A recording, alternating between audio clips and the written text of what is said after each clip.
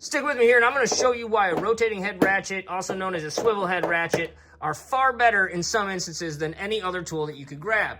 I'm working on this engine block right here, and I've got the dipstick tube, which has a weird tight clearance in there. It's not torqued on real heavy, but it's got tight clearance. That bracket's in the way, this bracket's in the way, and while the studs are in the way, most of the engine is honestly in the way.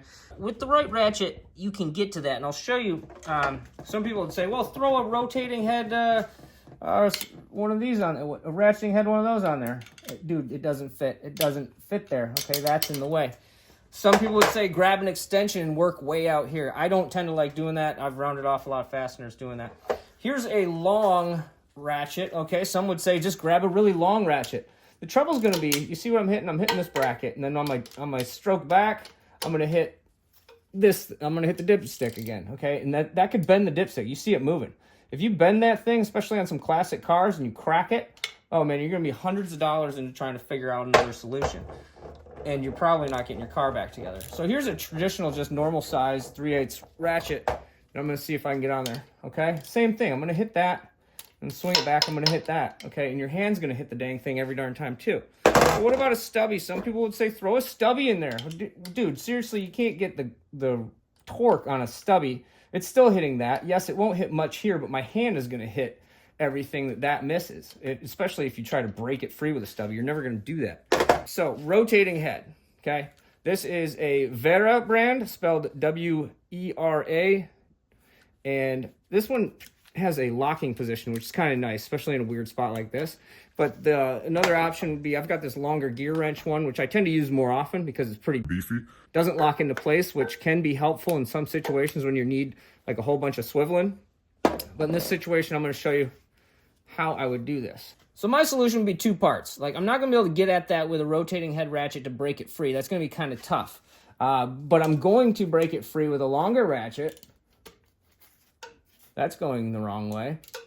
Break it free with the longer ratchet. Get a couple turns on it. And then I'm gonna switch to the rotating head here. Lock it into place like that. And this one's got a cool trick up its sleeve. It does that, all right? So I can just put this on there. And once it gets real loose, that'll start swinging out even easier. And you can see, instead of going back and forth like this, hitting everything, okay, you can just rotate it like that, lock it into place, zip that thing out.